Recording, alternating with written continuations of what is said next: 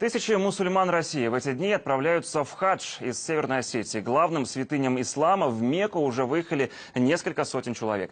Для многих это путешествие первое в жизни. О том, как провожали паломников, репортаж Александра Кундухова.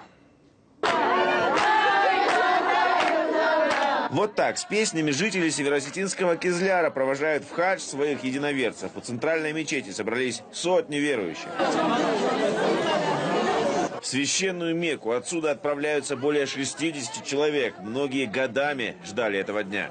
Это Всевышний из миллионов людей населения выбирает тех людей, которые совершают паломничество, очищаются грехи, как новорожденный, как возвращается оттуда. Впереди у паломников долгий, сложный и удивительный путь. Сначала из Кизляра в Минводы, оттуда с самолетом в Арабские Эмираты и дальше в Саудовскую Аравию. Те, кто уже ходил в хадж, охотно делятся опытом. 2000 с лишним километров они должны проехать. Этот маршрут особо интересный. Образ жизни Саудовской Аравии все наглядно глазами увидеть.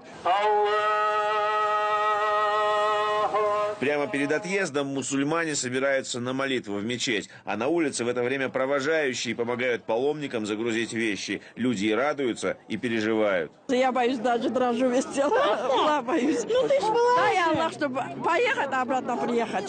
Чтобы Аллах нас принял. Нормально. Молитвой. Итак, все готово. Машины отправляются в путь. Паломники вернутся из хаджа приблизительно в середине сентября. Здесь их с нетерпением будут дожидаться друзья, родственники, соседи. Обычно в день возвращения в мечети устраивают настоящий праздник.